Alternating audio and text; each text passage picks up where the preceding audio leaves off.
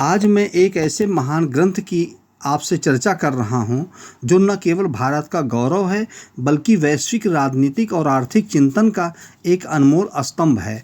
मैं बात कर रहा हूँ आचार्य कौटिल्य, जिन्हें हम चाणक्य या विष्णुगुप्त के नाम से भी जानते हैं, द्वारा रचित अर्थशास्त्र की। आज से लगभग 2500 साल पहले लिखा गया यह ग्रंथ केवल पुरानी कूटनीति की किताब नहीं है, बल्कि आज के युग में भी उतना ही प्रासंगिक और मार्गदर्शक है।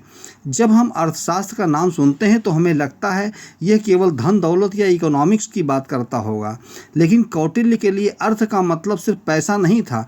उनके अनुसार मनुष्यों से बसी हुई भूमि ही अर्थ है, और उस भूमि को प्राप्त करने और उसकी रक्षा करने के विज्ञान को अर्थशास्त्र कहते हैं।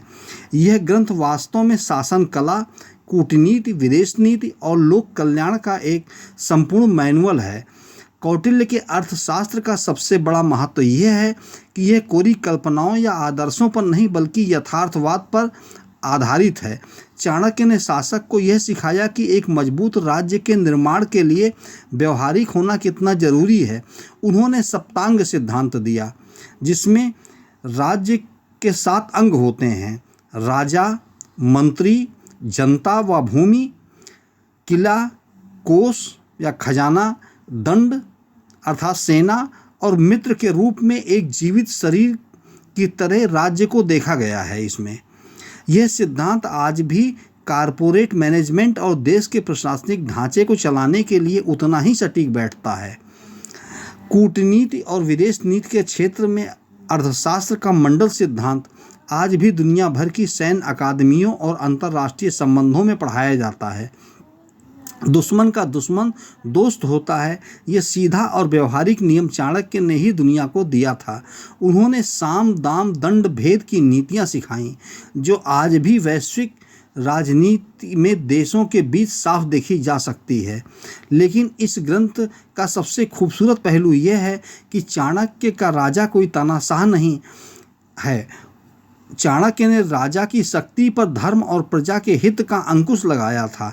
अर्थशास्त्र का एक श्लोक कहता है, प्रजा सुखे सुखम राज्ञः प्रजानाम च हिते हितम, अर्थात प्रजा के सुख में ही राजा का सुख है और प्रजा के कल्याण में ही उसका कल्याण है। यह दर्शन आज के लोकतंत्र और वेलफेयर स्टेट की बुनियाद है। इसके अलावा टैक्स वसूलने के मामले में कौटिल्य ने कहा था कि सरकार को जनता से टैक्स उसी तरह लेना चाहिए जैसे भंवरों द्वारा फूलों से रस लिया जाता है, यानी बिना फूलों को नुकसान पहुंचाए हुए।